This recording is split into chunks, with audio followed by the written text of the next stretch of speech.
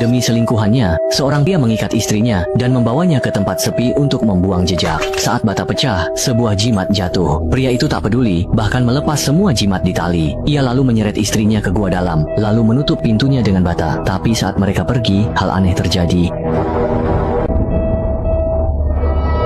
Pria itu memberanikan diri memeriksa. Saat hendak mengambil bata, terdengar lagi panggilan istrinya dari dalam gua. Ia sangat ketakutan. Tak lama, jeritan pilu memecah malam. Setelah suara mereda, keduanya menghilang. Paginya, sepasang kakak beradik masuk gunung mencari anjing mereka. Mereka mengabaikan peringatan di pagar dan langsung menuju mulut gua menyeramkan itu.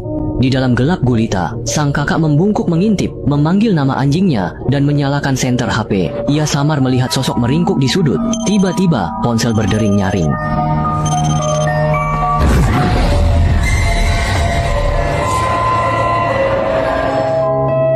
Saat kakaknya diseret ke gua, sang adik terpaku sejenak lalu gemetar mendekati mulut gua.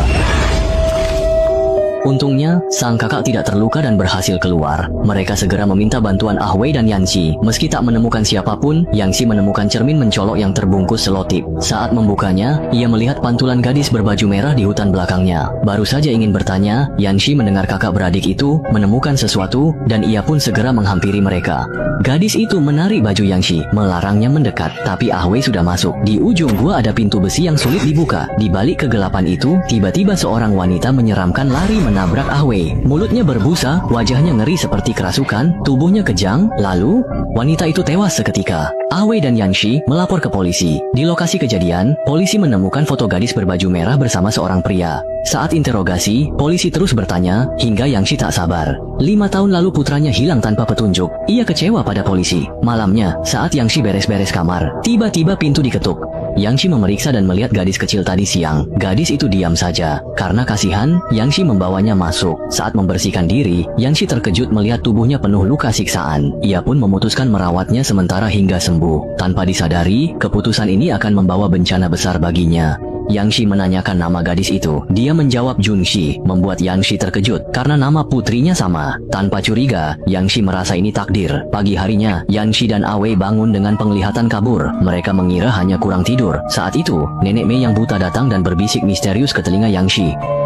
Setelah mengucapkan beberapa kalimat itu, Nenek Mei pun pergi dengan tergesa-gesa. Yanxi dibuat bingung, mengira wanita itu mungkin mengalami gangguan jiwa. Namun, pada sore harinya, kejadian aneh pun terjadi. Saat Yanxi melewati dapur, ia mendapati lantai berantakan, dan gadis kecil itu juga entah kemana. Saat itu, terdengar suara dari kamar sebelah. Yanxi pun pergi memeriksa, dan mendapati gadis kecil itu sedang bersembunyi di lemari. Saat Yanxi bertanya, nenek tiba-tiba muncul di belakangnya. Begitu menoleh, nenek hendak menikam gadis di pojok itu. Beruntung Yanxi sigap menghentikannya. Mereka pun lari ke gudang. Tak lama, nenek datang mondar-mandir, membawa pisau. Yanxi ketakutan dan ingin menelepon polisi, tapi nenek tiba-tiba pergi. Karena demensia ibunya memburuk, Ah Wei usul ibunya dibawa ke panti.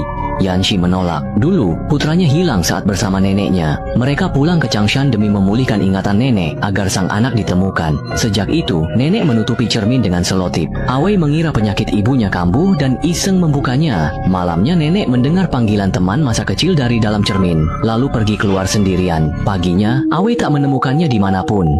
Sosok ibunya. Lewat kamar ibunya, ia melihat cermin bercairan aneh. Ia buka selotipnya, ada 2 bekas tangan di sana. Sejak gadis itu datang, hal aneh terus terjadi. Ah Wei yakin ada yang salah, lalu tanya soal nenek. Tapi si gadis diam saja. Dari sini, Ah Wei pun hilang misterius. Yanxi tak bisa hubungi suaminya, dan segera lapor polisi. Bahkan tak sengaja sebut soal gadis itu. Kepala polisi teringat sesuatu, lalu minta Yanxi mengantarnya menemui si gadis. Tapi ia pun sudah hilang. Kemudian kepala polisi mengeluarkan ponselnya dan menunjukkan sebuah foto padanya. Polisi bingung mendengarnya karena foto itu diambil 40 tahun lalu. Usai polisi pergi, Yanxi mencari gadis itu saat hujan. Gadis itu segalanya baginya, melebihi suaminya yang hilang. Tiba-tiba, pundaknya ditepuk. Ternyata itu Bibi Mei, si nenek buta. Bibi Mei bilang, di desa Changshan ada roh Fang Shengling yang bisa meniru suara manusia dan membujuk hati. Tahun 80-an, seorang dukun memuja Fang Shengling sebagai dewa gunung. Meski bisa berkomunikasi dengan roh, pikirannya dikuasai Fang Shengling. Demi kekuatan, ia mengorbankan putrinya dalam gentong asinan. Sejak itu, mereka menjadi boneka Fang Shengling dan penduduk desa mulai hilang. Akhirnya, Bibi Mei dan dukun lainnya berhasil mengalahkan Fang Shengling. Segel Fang Shengling akhirnya berhasil dipasang, tapi kini terbuka lagi. Kata Bibi Mei, gadis itu pengacau aura. Saat aura melemah, dukun akan mencelakai orang. Yang Shi awalnya tak percaya, tapi Bibi Mei berkata, matamu kabur dan badan lemas. Itu tanda aura melemah. Yang Shi pun merasa itu benar. Lalu, lonceng angin tiba-tiba bergerak sendiri. Bibi Mei merasa sesuatu, memberi jimat pada Yeonhee dan menyuruhnya lari. Saat itu, Junhee di rumah tiba-tiba mendengar suara ibunya. Ibuku.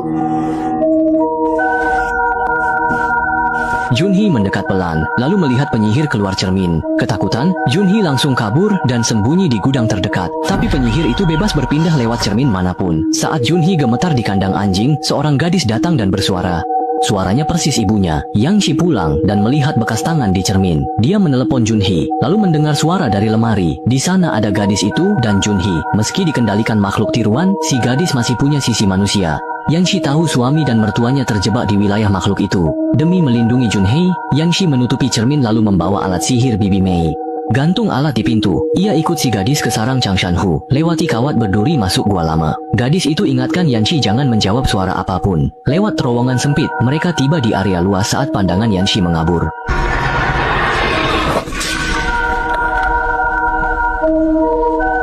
Tiba-tiba, dari dalam gua terdengar suara Jungsi yang meminta tolong, kami. Mendengar Jungsi minta tolong, Yan Shi abai peringatan. Saat terpaku, penyihir muncul mendadak. Yan Shi ketakutan, segera menarik gadis itu kabur lewat celah gua dan lolos. Namun, penyihir bisa berpindah lewat cermin yang tersebar di sana. Suara Awei dan nenek terus menyalahkannya atas hilangnya anak mereka, membuat Yang Shi tersiksa hingga hampir gila. Di depan cermin, penyihir hendak menarik Yang Shi masuk. Tiba-tiba Awei datang menghancurkan cermin-cermin itu dengan tongkatnya. Hebatnya, meski dipukul keras, cermin berkualitas ini hanya retak sedikit saja.